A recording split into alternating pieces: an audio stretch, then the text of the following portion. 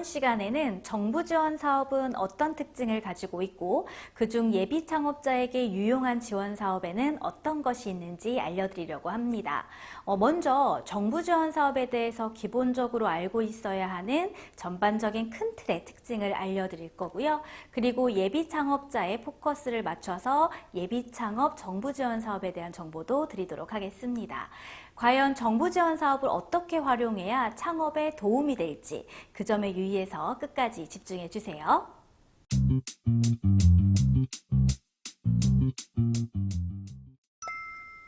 먼저 정부 지원 사업에는 다양한 종류의 사업들이 있는데요. 다양한 요인에 의해서 없던 지원 사업이 생기거나 있던 지원 사업이 없어지거나 아니면 일정 부분 수정되고 보완되는 그러한 변화가 있을 수 있습니다. 정부 지원 사업은 매년 다양한 원인에 의해서 내용, 규모, 방향, 그리고 예산까지도 달라지는데요. 크게는 정부의 우선순위와 비전, 그리고 지역적 특성과 지방정부의 지원 정책, 마지막 기술과 산업의 변화에 따라 영향을 받는다고 할 수 있습니다. 이러한 요인을 여러분들이 왜 알아야 하냐면요. 사업 아이템을 정하고 그 사업 아이템을 어떻게 사업화해야 될지에 대한 전략을 짤 때 꼭 고려해야 되기 때문이에요. 간략하게 하나하나 설명해 드릴게요. 정부 지원 사업은 정부의 우선순위와 비전에 따라서 집중되는 분야가 있어요. 그래서 여러분의 사업 아이템이 정부의 비전과 부합이 되는지, 그리고 어떤 부분의 연계성을 강조해야 하는지를 생각해 보셔야 합니다. 그리고 지역적 특성과 지방정부의 지원 정책에 따라 창업자들이 받을 수 있는 혜택과 지원 사업의 내용이 달라요. 지역마다 중점을 두는 분야가 있거든요. 그렇기 때문에 지역 지자체가 키우려고 하는 산업 분야에는 어떤 것이 있는지 관심을 가지셔야 합니다. 마지막으로 기술과 산업의 변화도 정부의 관심사와 자금 지원의 방향을 변화시키는 그러한 중요한 요소입니다. 그렇기 때문에 여러분의 사업 아이템이 새로운 기술이나 산업 트렌드 동향에 걸맞는지, 그리고 시류를 앞서는 미래의 가능성을 지니고 있는지 생각해 보셔야 됩니다. 정부 지원 사업 공고의 특징에 대해서 살펴보도록 할 건데요. 세 가지 부분에 유의해서 같이 살펴볼 거예요. 첫 번째, 다양하고 상이한 지원 조건들에는 어떤 것이 있는지, 그리고 두 번째, 중복 수혜가 되는 여부를 왜 가려야 되는지, 그리고 세 번째, 정부 지원 사업의 세부 조건의 변화가 왜 발생하는지 이 부분에 대해서 한번 살펴볼 건데요. 여러분은 몇 개의 지원 사업에 도전할 계획이신가요? 아마도 예비 창업 패키지만 생각하고 계실 수 있는데요. 사실 예비 창업자가 지원할 수 있는 정부 지원 사업은 한두 가지가 아닙니다. 정부, 시, 도, 구 이런 지자체 등이 주관하는 다양한 지원 사업이 있어요. 그럼 여러 개 받으면 좋겠네요. 네, 맞습니다. 그런데 여러분이 기억해야 하는 중요한 포인트가 있어요. 그건 바로 수많은 지원 사업들이 톱니바퀴처럼 맞물려 돌아간다라는 겁니다. 그래서 정부 지원 사업으로 창업을 하고 그렇게 사업을 키워 나가려고 하신다면 사전 준비도 필요하고 사업 연차마다의 전략도 필요해요. 그럼 그런 계획은 어떻게 세울 수 있을까요? 근거가 되는 자료가 있다면 1년의 계획, 3년의 계획 이렇게 계획적으로 지원을 할 수 있을 텐데 말이죠. 매년 초 발표되는 창업지원 사업 통합 공고가 있어요. 이 자료를 보면 그 해 1년 동안 지원되는 모든 정부 지원 사업을 미리 알 수 있습니다. 각각 지원 사업이 어떤 내용과 조건으로 언제 시행되는지 알 수 있는데요.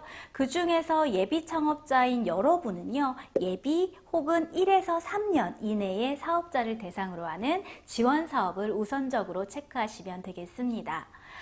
체크하시다 보면요, 이런 생각이 드실 거예요. 생각보다 많네. 아마도 예비 창업 패키지만 생각하셨던 분들이라면 이렇게 많은 정부 지원 사업 내가 모르면 그냥 넘어가겠지만 일단 알았으니 도전해보지 않을 수 없겠다 이런 생각 하실 수 있습니다.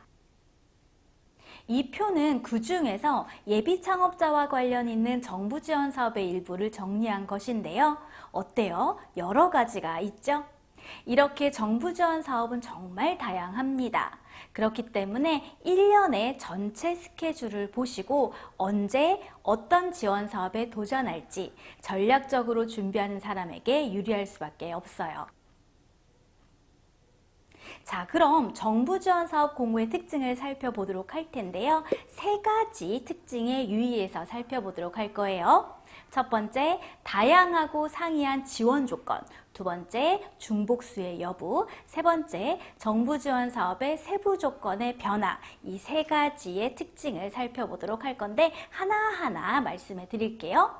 먼저 정부 지원 사업을 이렇게 살펴보시면은요, 신청할 수 있는 자격 요건이 대개 창업 시작 연수를 비롯해서 대표자의 나이와 지역에 제한이 있다는 걸 발견할 수 있습니다. 자, 예를 들어서 말씀드릴게요. 창업 연수는 대개 예비 3년 이내, 7년 이내, 3년에서 7년 이내로 구분이 됩니다. 그리고 지원 시기는 연초에 공고가 가장 많고요. 상시 모집하거나 1년에 2번 모집하는 경우도 있어요. 그리고 연령과 성별의 경우는 청년이나 중장년을 위한 지원 사업이 별도로 있는데요. 청년의 경우는 또 주의하셔야 됩니다. 지원 사업마다 만 29세 혹은 39세 이하로 기준이 달라요. 그리고 여성 창업자라 하시면은요, 여성만이 지원할 수 있는 정부 지원 사업도 있습니다. 마지막으로 분야와 지역의 제한도 있는데요. 주관하는 기관이나 지자체마다 중점을 두는 산업 분야가 제각기 달라요. 그렇기 때문에 여러분의 사업 아이템이 어떤 분야인지에 따라서 관련 부처의 지원 사업에 도전해 보시는 것도 좋겠습니다. 또 주의해야 될 점은 일정상 혹은 조건상 맞물리는 정부 지원 사업들이 있다라는 거예요. 심지어 구체적인 자격과 조건을 살펴보면 중복수혜로 여겨지기 때문에 애초부터 지원받지 못하는 지원 사업도 있습니다. 대개 같은 기관에서 주관하는 지원 사업이 중복수혜가 불가능한데요. 공고문에 적시되어 있으니까 꼭 체크하세요. 마지막으로 중요한 사실, 이런 경우 있어요. 작년에는 됐는데 올해는 안 되는 거. 반대로 작년에는 안 됐는데 올해는 되는 거. 그런 것들이 있어요. 이렇게 해마다 조금씩 다르기도 하고 워낙 많은 지원 사업이 있기 때문에 여러분들이 그냥 된다고 하더라, 안 된다고 하더라, 이러한 말로만 판단하시면 안 돼요. 직접 주관기관에 확인하시는 것이 가장 빠르고 정확합니다. 그런데요, 저는 하나도 힘들어요. 하나도 힘든데 제가 많이 알아봤자 과연 할 수 있을까요? 이렇게 자신 없는 분들도 있을 수 있어요. 그런데 여러분이 지원하려고 하는 예비 창업 패키지 있잖아요. 이것 하나만 지원해보면 생각이 달라질 겁니다. 왜냐하면 하나 준비하고 나면 그 다음 다른 것들은 상대적으로 정말 쉽게 할 수 있어요. 그렇다면 뭐다? 몇 개의, 총 얼마의 지원 사업을 받느냐는 여러분이 관심을 가지고 실천하기만 하면 기회가 훨씬 많아진다는 의미입니다. 저도 정부 지원 사업으로 창업을 했는데요. 처음에 한 번 받고 나니까 그 다음엔 제가 신청할 수 있는 지원 사업이 저절로 눈에 띄더라고요. 그래서 저는 2년 동안 총 14개의 정부 지원 사업에 선정됐습니다. 그렇게 창업을 하고 지금까지도 사업을 이어오고 있어요. 이런 게 받는 사람만 받는다는 의미인가? 네, 그런 기분이 들기도 해요. 그러니까 여러분도 놓치지 마세요.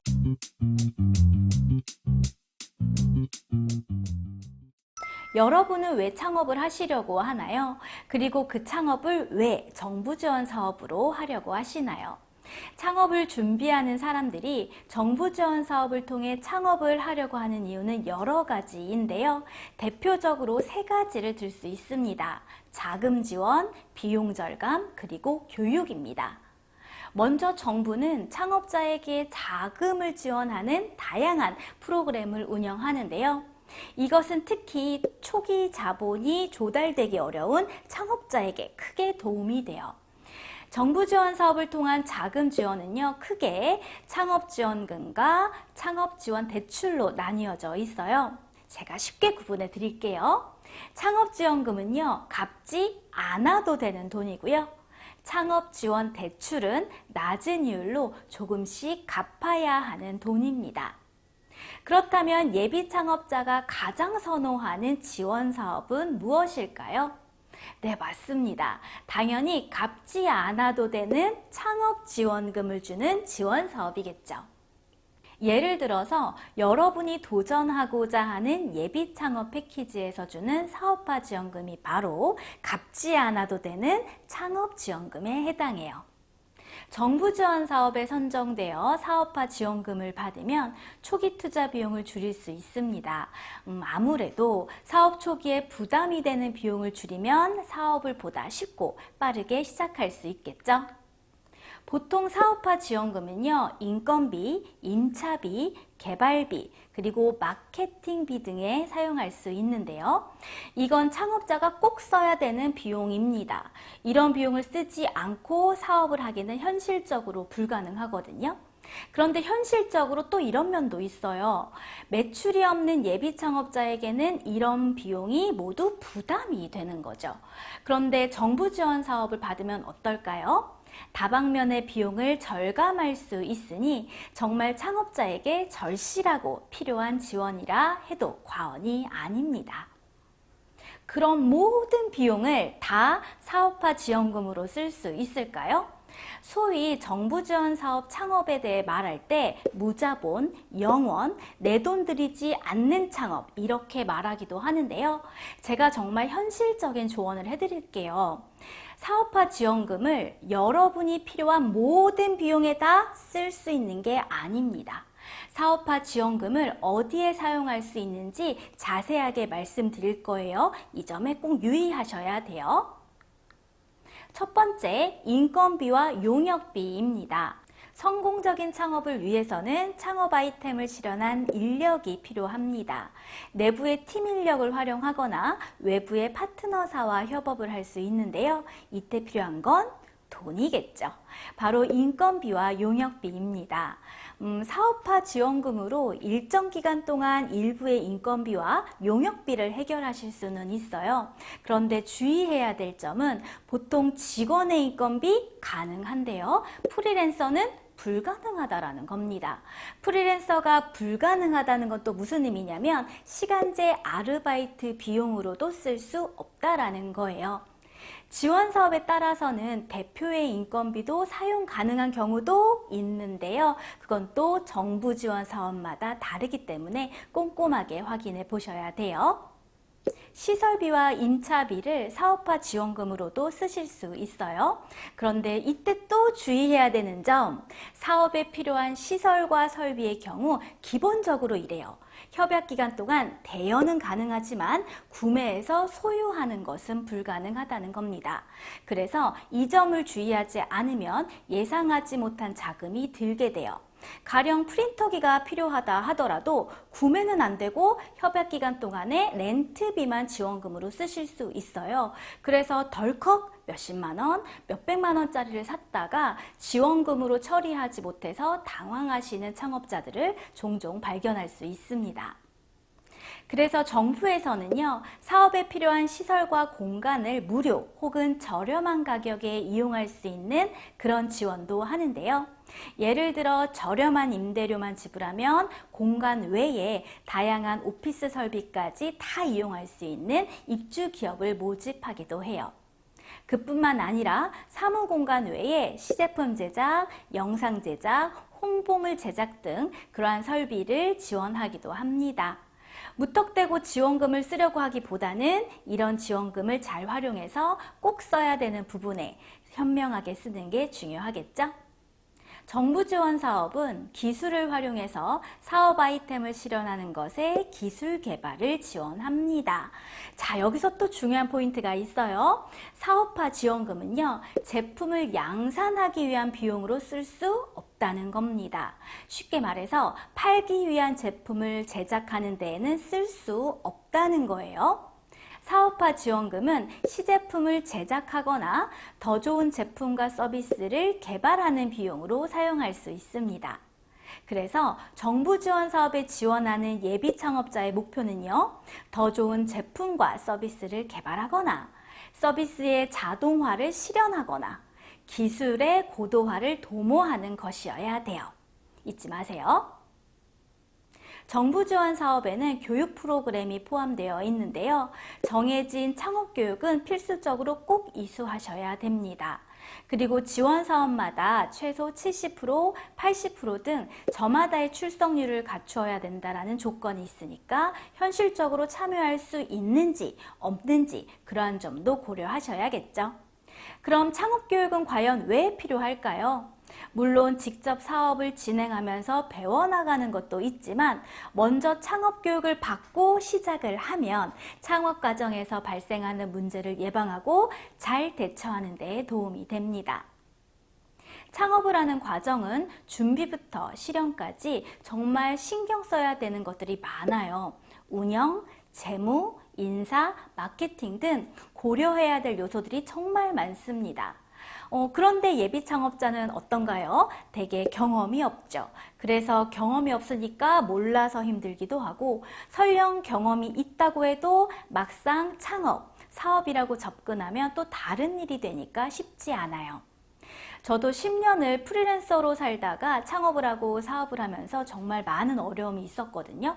지속적인 교육을 통해서 경험을 쌓고 자기 발전을 해야지만 내 사업에 무엇이 필요한지, 어떤 부분에 보완이 필요한지 볼 줄 아는 눈이 생겨요. 그렇기 때문에 교육을 받는 과정 반드시 필요합니다.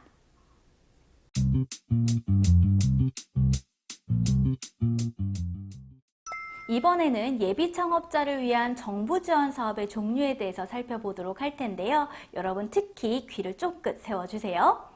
정부 기관들은요, 각자의 목표와 분야에 따라서 창업자, 중소기업, 소상공인, 컨텐츠 창작자 등 다양한 대상을 지원하고 있어요. 먼저 창업진흥원의 지원 사업에는요, 예비 창업 패키지, 창업중심대학, 생애 최초 청년 창업 지원 사업이 있습니다. 그리고 중소벤처기업진흥공단에는 청년창업사관학교, 소상공인시장진흥공단에는 신사업창업사관학교가 있어요. 이 밖에도 한국컨텐츠진흥원, 지자체 등의 예비창업자를 돕는 다양한 지원 사업들이 있으니까 여러분들 꼭 확인하세요. 자, 이번 시간 창업자를 위한 정부 지원 사업 활용에 대해서 알아보았는데요. 정부 지원 사업을 어떻게 활용해야 할지 전반적인 그림이 그려지시나요? 어떤 정부 지원 사업이 있는지, 정부 지원금을 어디에 어떻게 쓸지, 그리고 어떤 점에 주의해서 써야 되는지 제가 짚어드린 부분들 꼭 기억하세요. 수고하셨습니다. 이번 시간에는 창업을 위한 정부 지원 사업 준비에 대해서 알려드리도록 하겠습니다. 먼저 정부 지원 사업 정보를 어떤 웹사이트에서 얻을 수 있는지, 그리고 예비 창업 패키지의 지원 자격과 특징엔 어떤 것이 있는지, 마지막으로 정부 지원 사업 합격을 위해서 여러분들께서 어떤 준비를 하셔야 되는지 정리해 드리도록 하겠습니다.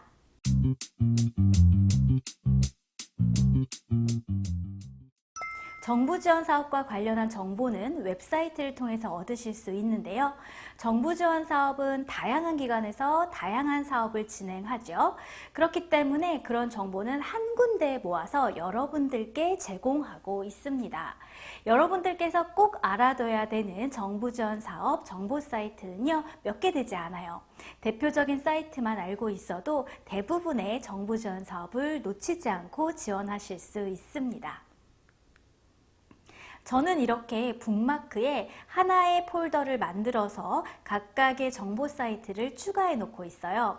그리고 정기적으로 들어가서 살펴보는데요. 여러분도 언제든 쉽게 필요한 정보를 볼 수 있게 컴퓨터에 꼭 추가해 두세요. K-스타트업은 한국 정부의 공식 창업 지원 플랫폼입니다. 개인과 기업에게 다양한 지원과 정보를 제공하는 가장 대표적인 사이트라고 할 수 있는데요. 이 사이트에서는 거의 대부분의 창업 관련한 지원 서비스를 제공하고 있어요. 그렇기 때문에 가장 먼저 여러분들이 추가하셔야 되는 그러한 웹사이트예요. 그 다음 두 번째는요, 기업마당입니다. 기업마당은 중소기업진흥공단이 운영하는 플랫폼이에요. 그래서 창업자, 중소기업은 물론이고 소상공인도 지원하는 그러한 정보들이 많이 모여 있습니다. 세 번째는 창조경제혁신센터인데요. 전국에는 19개의 창조경제혁신센터가 있습니다. 전국에 퍼져 있잖아요. 왜냐하면 지역 기반의 사업을 지원하는 데에 그 집중되어 있는 그러한 사업들이 많기 때문이에요. 지역의 파트너 기업과 함께 연계해서 사업을 영위하고자 하시는 분들에게 도움이 많이 될 겁니다. 그리고 하나 더 알려드릴게요. 만약에 앱 개발이나 그러한 AI 관련한 기술 창업을 하고자 하시는 분들은요, 이 사이트도 꼭 체크해 두세요. 중소기업 기술개발 사업 종합관리 시스템입니다. 자, 이름이 좀 긴데요. 이름이 기니까 기억하기 어렵죠? 그러니 어떻게 하시라고요? 북마크에 꼭 추가해 두시라고요. 잠깐 설명을 해드리면요. 이 사이트는 앱이나 웹 서비스를 비롯해서 ICT 기술 창업을 하고자 하는 창업자 여러분이 꼭 아셔야 되는 그러한 정보들이 모여 있습니다. 다양한 통계 자료와 분석 결과를 비롯해서 사업 정보를 실시간으로 제공하기 때문에 사업의 효율성을 높이는 데 도움이 많이 돼요. 이 밖에도 몇 가지 더 알려드릴게요. 만약 여성 창업자이시라면 여성기업 종합정보 포털을 관심 있게 보시고요. 1인 기업이나 지역 기반의 사업을 하신다면 소상공인 시장진흥공단 이 사이트에도 관심을 꼭 가지세요. 이러한 사이트만 잘 이용해도 예비 창업을 비롯해서 여러분들이 앞으로 7년 이내의 사업에 필요한 그러한 정보까지도 많이 얻으실 수 있고 지원 사업에도 많이 참여하실 수 있어요. 여러분들이 신청할 수 있는 정부 지원 사업의 80에서 90%까지도 이 사이트들에서 정보가 제공이 되니까 절대 잊으시면 안 되겠죠?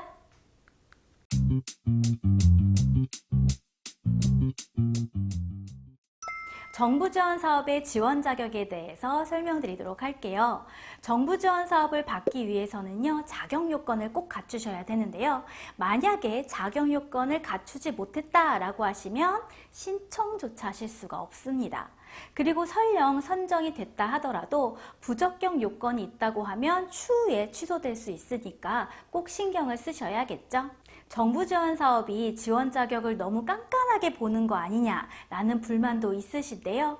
사실 정부는 한정된 예산을 가지고 있기 때문에 지원금을 신중하게 배정하고자 합니다. 그렇기 때문에 목표를 달성할 수 있는 자격을 갖춘 업체나 창업자에게 지원을 우선시하는 거예요. 정부 지원 사업마다 자격 요건이 다 다른데요. 일반적으로 3가지 요건이 포함되어 있습니다. 특히 이 3가지에 내가 포함되지 않는지 주의 깊게 살펴보세요. 첫 번째, 연령, 성별, 그리고 두 번째, 분야, 경력, 세 번째, 지역 제한입니다. 먼저 연령과 성별에 대해서 얘기를 해보자면요. 일부 정부 지원 사업은 청년, 중장년 등 특정 연령대만 지원할 수 있거나 여성만 지원할 수 있어요. 예를 들어서 청년 창업자를 위한 정부 지원 사업은 18세에서 39세 사이의 참가자에게만 제한될 수 있습니다. 어떤 사업은 특정 분야의 아이템만 지원할 수 있거나 특정 분야의 경력을 요구할 수도 있어요. 예를 들어서 한국컨텐츠진흥원의 컨텐츠 초기 창업 육성 프로그램이라는 것도 있거든요. 이 프로그램에서는 컨텐츠 분야의 예비 창업자 또는 팀만 지원할 수 있도록 제한하고 있습니다. 일부 정부 지원 사업은요, 특정 지역의 창업자만 지원할 수 있는데요. 지역 내의 산업 육성이나 지역 경제 활성화를 위한 정부 지원 사업이 해당됩니다. 보통은 거주지를 기준으로 하거나 사업지를 기준으로 하기 때문에 여러분들이 지역 기반의 창업자이시거나 로컬 크리에이터에 해당한다면 관련한 지원 사업을 신청하실 수 있어요. 이 점도 꼭 체크해 두세요. 이렇게 자세한 자격 요건은 앞서 말한 것처럼 각 프로그램마다 다 다릅니다. 그렇기 때문에 관련된 정부기관이나 지원사업의 공식 웹사이트를 확인하거나 해당 담당자에게 문의해서 정확하게 확인하세요. 이번에는 예비 창업 패키지에 집중해서 자세한 내용을 말씀드리도록 하겠습니다. 예비 창업 패키지가 공고되는 시기는요, 2월에서 3월경이에요. 구체적인 날짜는요, 매년 다르기 때문에 1월이 되면 K-스타트업 정보 사이트를 수시로 확인해야 됩니다. 대개 접수 기간은 공고가 나온 때로부터 대략 3주, 길어도 1개월이 채 되지 않아요. 그렇기 때문에 사업 경험이 부족한 예비 창업자의 입장에서는 닥쳐서 준비하려면 무리가 돼요. 왜냐하면 사업계획서를 꼭 여러분들이 작성을 하셔야 되는데 이걸 작성하는 것 자체도 시간이 필요하지만 사업계획서를 작성하기 이전에 작성을 위해서 필요한 다양한 자료들을 준비해야 되는데 그것들도 시간이 많이 걸리거든요. 그렇기 때문에 전년도 공고문을 참고해서 적어도 12월부터는 준비를 시작하셔야 됩니다. 저도 예비 창업 패키지와 신사업 창업 사관학교를 지원하기 위해서 추운 12월부터 준비했던 걸로 기억해요. 예비 창업 패키지는 현재 연령 기준이 없기 때문에 누구나 도전할 수 있어요. 다만 이 점은 꼭 기억하세요. 공고일 기준으로 사업자 등록증이 없어야 됩니다. 그렇기 때문에 사업자가 있는 분들도요, 공고일 전에 폐업만 하면 신청하실 수가 있어요. 본인 이름의 사업자를 가지고 있다면 이 점을 명심하시고 공고가 뜨기 전에 꼭 폐업 처리하세요. 예비 창업 패키지의 특징에 대해서 얘기를 해드릴게요. 먼저 금액이요. 지원금에 대해서 말씀드리도록 할 텐데요. 예비 창업 패키지는 공고문에 사업화 자금 최대 1억이라고 쓰여 있는데 과연 선정된 모두가 1억을 받을 수 있을까요? 그렇지 않습니다. 차등 지급을 하기 때문에 실제로 받게 되는 최대 금액은 7,500만 원 선이라고 볼 수 있고요. 대부분 5천만 원 선에서 지원을 받게 됩니다. 물론 5천만 원 이하도 있어요. 두 번째, 예비 창업 패키지의 큰 매력은 자부담금이 없다는 사실입니다. 상당수 정부 지원 사업에서는 사업화 지원금의 20에서 30%에 해당하는 자부담금을 요구하는데요. 이 점을 모르셨던 분들은 자부담금까지 고려하지 못하고 덜컥 지원하셨다가 선정을 포기하는 경우도 있어요. 그리고 세 번째, 예비 창업 패키지가 중요하게 보는 것은 사업 아이템이 협약 기간 내에 소위 대박이 날지가 아닙니다. 실제로 어떤 결과물, 즉 산출물이 나올지에 중점을 두고 봐요. 여기에서 말하는 산출물은 최종 제품이나 서비스가 아니에요. 최종 제품과 서비스를 만들어내기 위해서 제품을 개발하거나 시제품을 제작하거나 시스템을 구축하는 것을 의미합니다. 자, 그렇다면 여러분은 예비 창업 패키지를 지원하기 위해서 사업계획서에 어떤 것들을 강조해야 할까요? 어떻게 자금을 활용해서 사업 아이템을 성장시킬지 수치적으로 보여주시고 지원금을 사용해서 어떤 산출물을 내놓을지에 대해서 논리적인 근거를 제시하셔야 돼요. 꼭 기억하세요.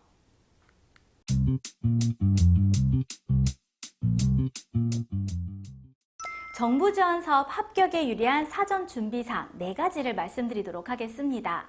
정부 지원 사업 선정에 도움이 되는 현실적인 스펙들이 있어요. 그런데 생각보다 긴 시간이 소요되어야 이 스펙들을 갖출 수 있기 때문에 경험이 부족한 예비 창업자는 놓치기 쉽습니다. 이번 시간 어떤 것들이 있는지 꼼꼼하게 체크해 보시고 꼭 미리 준비하세요. 첫 번째 준비사항, 사업 아이템과 관련된 직간접 경험입니다. 사업 아이템과 관련된 분야의 경험이 있으면 이 사업 아이템을 잘 실현할 수 있겠구나 라는 신뢰를 높일 수가 있어요. 왜냐하면요, 경험이 있는 창업자와 팀은 아이디어를 현실로 구현하는 데 있어서 신속하게 행동하고 성과를 낼 가능성이 높기 때문이에요. 신뢰도를 높이는 방법으로는요, 사진과 자료를 잘 활용하실 것을 추천합니다. 만약 여러분이 관련한 행사에 참여를 했다라고 하신다면 행사 이름이 적혀져 있는 현수막 아래에서 사진을 찍거나 참가자들과 기념사진을 꼭 남기세요. 혹은 확인증, 수료증과 같은 자료도 도움이 많이 되니까 그때그때 잘 정리해 두시고요. 두 번째, 베타 테스트 및 설문 데이터입니다. 베타 테스트 혹은 설문을 하면 제품이나 서비스에 관심이 있거나 실제 사용하는 사람들을 통해서 유의미한 데이터를 수집할 수 있습니다. 이 데이터는 여러분의 사업 아이템의 중요한 근거가 되니까 꼭 준비하도록 하세요. 그리고 세 번째, 지식재산권 출원 및 등록입니다. 창업 초기 단계에서는 매출보다는 예비 창업자의 준비성이 더 중요한데요. 특히 지식재산권의 출원과 등록은 시간이 많이 걸려요. 그렇기 때문에 미리 갖추어졌다라고 한다면 창업자의 진정성을 증명할 수가 있습니다. 지식재산권은 경쟁 우위를 확보하고 사업의 성공 가능성을 높이는 데 상당히 유리하니까 꼭 기억하세요. 네 번째, 정부 지원 사업의 가점 요소입니다. 정부 지원 사업은 아주 적은 점수 차이로 당락이 결정돼요. 때문에 단 1점의 가산점도 받을 수 있다면 꼭 챙기셔야 됩니다. 1점, 심지어는 소수점이 승패를 좌우하니까 각 정부 지원 사업의 세부 조건을 정확하게 이해하시고 누락되는 가점 요소가 없도록 잘 챙기세요. 지금까지 이야기한 사전 준비 사항은요, 정부 지원 사업에 선정되기 위해 꼭 필수적인 것들이니까 잊지 말고 꼭 챙기세요. 수고하셨습니다.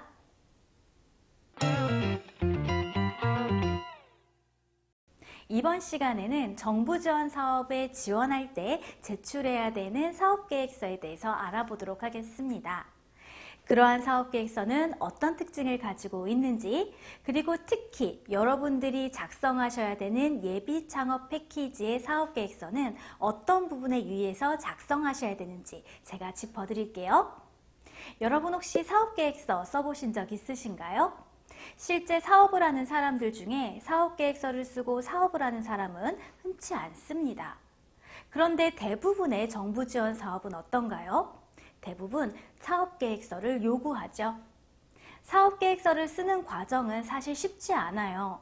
저 역시도 처음 사업계획서를 쓸 때 마치 새로운 언어를 배우는 것 같았습니다. 이렇게 쉽지 않은 사업계획서, 그런데 일단 써두면 각종 정부 지원 사업에 활용할 수 있기 때문에 굉장히 유용합니다. 정부 지원 사업마다 지원 자격과 제출 자료가 다 다르지만 사업계획서만큼은 모두 동일하게 요구하거든요. 심지어 설령 요구하지 않는다 하더라도 첨부 자료로 제출하면 사업에 대한 실행력과 진정성을 인정받을 수 있어서 유리해요.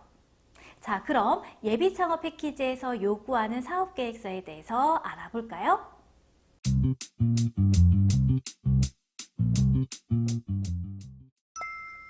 정부 지원 사업 사업계획서에서 중요하게 보는 핵심은 크게 둘로 나누어 볼 수 있습니다. 하나는 기술이나 혁신에 중점을 두는 것이고 또 다른 하나는 매출을 통한 고용 창출, 사회적 효과에 중점을 두는 것이에요. 여러분이 도전하는 예비 창업 패키지는 기술이나 혁신에 중점을 두는 것에 속한다라고 볼 수 있는데 사업계획서에서는 반드시 기술의 경쟁 우위와 시장에서의 유용성을 강조하셔야 합니다. 예를 들어 앱 개발을 위한 ICT 기술 창업의 경우 기술 혁신의 중요성을 강조하면서 사업을 기술 중심의 시각으로 제시해야 하는데요. 시제품 개발을 통한 시연 가능성을 보여주는 것이 중요해요. 하나 더 나아가서 본다면 앱스토어의 출시 가능성을 보여주는 것 역시 유리하고요. 그것을 통해서 결과적으로 매출 가능성도 있다라는 것까지 보여주시면 그 경쟁력은 더할 나위가 없습니다. 정부 지원 사업에서 요구하는 사업계획서는 일반적인 사업계획서와 다릅니다. 창업자들이 사업계획서를 작성하는 게 힘들다라는 의견을 반영해서 개선해서 만든 표준화된 서식이에요. 그렇기 때문에 사업 진행에 필요한 핵심적인 내용만 추려서 간단 명료하게 제시할 수 있도록 항목이 구성되어 있습니다. 이러한 정부 지원 사업에서 요구하는 사업계획서는 보통 예비창업 패키지, 총익창업 패키지, 청년창업 사관학교 등 창업 초기 사업화 지원 과제에서 공통으로 사용하는 틀이고요. 일반적으로 PSST라는 사업계획서 양식을 사용하고 있어요. PSST, 생소하시죠? P는요, 프로블럼의 P, S는 솔루션의 S, 또 다른 S는 스케일업의 S, 마지막 T는 팀의 T입니다. 각각 첫 번째 알파벳을 딴 것으로 이 사업계획서의 가장 큰 단위의 구분이라고 볼 수 있어요. 간단하게 설명을 해드릴게요. 프로블럼은 문제인식입니다. 문제를 정의하는 것을 의미해요. 솔루션은 실현 가능성입니다. 문제를 해결하는 방법을 찾는 것을 의미해요. 스케일업은 성장 전략인데요.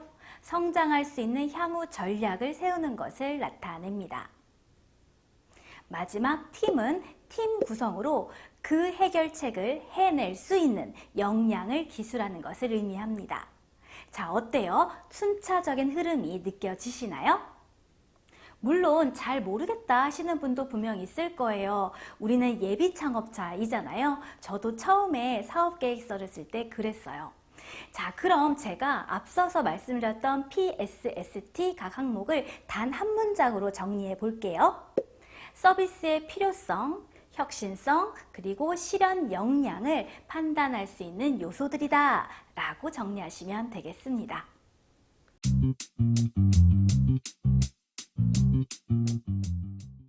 예비창업 패키지 사업계획서를 작성할 때 주의하셔야 되는 10가지 10개명을 알려드리도록 하겠습니다. 자, 이 10가지 준비 사항은요, 여러분들이 꼭 유념하셔야 돼요. 첫 번째, 분량을 지켜라. 페이지 분량이 많다고 유리한 건 아니에요. 사업계획서마다 최대 분량을 정해주는 경우가 많습니다. 정해진 분량이 있다면 그것에 맞춰서 작성하세요. 길게 쓴다고 가산점을 받기는커녕 내용에 군더더기가 붙고 늘어져서 포인트가 부각되지 않습니다. 대신에 첨부 자료로 별첨하는 방식으로 추가하시는 방법이 있어요. 두 번째, 한 페이지에 담아라. 사업계획서를 보면 한 페이지에 해당하는 창업 아이템 개요가 있습니다. 여기에는 아이템 개요, 아이템 선정 배경 및 필요성, 준비 현황 및 구체화 방안, 목표 시장 및 사업화 전략, 그리고 마지막 이미지로 구성되어 있는데요. 한눈에 사업의 핵심을 파악할 수 있도록 중요한 키워드를 잘 사용하셔야 됩니다. 세 번째, 간결하고 명확한 아이템명을 지어라. 아이템명은 사업 아이템의 핵심 메시지이자 아이템의 가치를 소개하는 첫인사라고 할 수 있어요. 그래서 한마디로 말해 아이템명은 간결하고 명확할수록 좋습니다. 지원자 중에는 중요한 걸 다 담고 싶은 나머지 40자, 50자 이상 쓰시는 분들도 있는데 이렇게 쓰면 요점이 흐려지기 마련입니다. 아이템명을 읽고 그래서 뭘 하려는 거지? 라는 생각이 들게 하면 안 돼요. 네 번째, 경쟁사와의 차별점을 강조해라. 예비창업 패키지 사업계획서에서 강조해야 하는 것은 우수성이 아니라 차별성입니다. ICT 기술 창업의 경우 기술이나 제품 서비스의 우수성을 강조하는 것에 치우치는 경우가 많은데 사업계획서에서 보여줘야 하는 포인트는 이 아이템이 누군가에게 얼마나 필요한지, 그것을 해결하기 위한 우리의 아이템이 경쟁사와 어떤 차별성 때문에 시장에서 어필할 수 있는지예요. 그 차별점을 잘 보이게 하기 위해서 경쟁사의 제품이나 서비스, 가격 정책, 고객 서비스 등 비교 분석해서 도식화하는 것도 잊지 마세요. 다섯 번째, 뾰족뾰족한 목표 시장을 강조해라. 처음부터 큰 시장, 전체 시장을 타겟으로 잡으면 안 돼요. 흔히 남녀노소 모두에게 필요하고 모두에게 유익하고 모두가 좋아하는 아이템 이렇게 소개하는 경우가 있는데 그렇게 넓은 타겟과 시장을 잡고 접근하면 절대 안 됩니다. 심사위원은 시장이 크다고 해서 절대 이 아이템도 그만큼 성장할 거라고 보지 않아요. 6번째, 성장 잠재력을 어필해라. 사업 아이템은 현재뿐만 아니라 미래에도 성장할 수 있는 잠재력을 가지고 있어야 합니다. 트렌드와 더불어 기술의 발전, 소비자의 행동 변화 등도 고려해서 장기적인 성장을 예상할 수 있어야 되고요. 또 이 아이템으로 사업을 지속적으로 해 나갈 것이라는 신뢰도 줄 수 있어야 돼요. 7번째, 간결하고 일관되게 작성해라. 쉽게 잘 읽히는 글을 쓰려면 일단 문장이 길면 안 돼요. 복잡한 아이디어를 풀어 쓰시다 보면 3줄, 4줄에 달하는 한 문장이 나오곤 하는데요. 그러면 잘 읽히지 않습니다. 사실 문장을 적절하게 끊어 나누기만 해도 훨씬 전달이 잘 됩니다. 심사위원은요, 여러분에 대한 아무런 지식이 없잖아요. 그런 상태에서 사업계획서를 읽게 되는데요. 그렇기 때문에 여러분들이 사업계획서를 쓸 때에도 처음 읽는 사람을 고려하실 수 있어야 돼요. 처음 읽는 사람 역시도 술술 읽히고 쉽게 이해할 수 있도록 간결하게 표현해 주세요. 그리고 처음부터 끝까지 일관된 개조식으로 기술하셔야 됩니다. 이때 전문 용어는 활용하시되 비형식적이거나 불필요한 표현은 피하셔야 돼요. 산업이나 업종에 따라서 적절한 전문 용어를 사용하시면서 문서 전체의 톤을 비즈니스적이고 전문적이도록 유지하세요. 8번째, 수치와 지표로 증명해라. 근거 없이 좋다, 잘한다 라고만 하면 설득력이 없어요. 반드시 증명할 수 있는 성과나 자료를 제시해야 됩니다. 직접 발로 뛰어서 시장 검증한 자료, 설문조사한 결과, 통계청이나 기관의 공공 데이터 등을 꼭 활용하세요. 두리뭉실하게 시장 점유율이 상당히 증가했다 이렇게 쓰시기보다는 시장 점유율이 작년에 비해 15% 증가했다와 같이 수치로 표현하시면 더 직관적이고 사실적으로 느껴집니다. 9번째, 자료와 성과를 시각화하라. 표, 그래프, 차트, 이미지를 활용해서 지표와 수치를 직관적으로 시각화할 수 있어야 돼요. 표나 그래프를 활용해서 시각적으로 정보를 제시하면 경쟁 우위, 성장 추이, 점유율 등이 눈에 더 잘 띄입니다. 특히 앱 개발과 같은 ICT 기술 창업의 경우 이미지를 통해서 앱이 어떻게 구동되는지 그 프로세스를 한눈에 볼 수 있도록 시각화하는 것도 중요한 전략입니다. 이렇게 하면 준비 현황과 역량에 대한 신뢰를 줄 수 있고요. 아이템의 실현 가능성과 기대 성과를 더 직관적으로 드러낼 수 있어요. 10번째, 돈은 현실이다. 창업을 할 때 비용을 쓰는 것은 지극히 현실적인 일인데요. 예비 창업 패키지는 자부담에 대한 의무가 없기 때문에 흔히 내 돈을 하나도 들이지 않고도 할 수 있다라고 오해하시곤 합니다. 사업화 지원금으로 쓸 수 있는 항목은 정해져 있다는 것 잊지 마세요. 모든 창업 비용을 다 지원금으로는 쓸 수 없기 때문에 현실적으로 창업자가 부담해야 되는 비용이 발생하기 마련입니다. 그렇기 때문에 사업화 자금을 어디에 쓸 수 있는지, 만약 꼭 써야 하는 비용인데 사업화 지원금으로 쓸 수 없다면 어떻게 대응할지 구체적이고 현실적인 계획이 필요해요.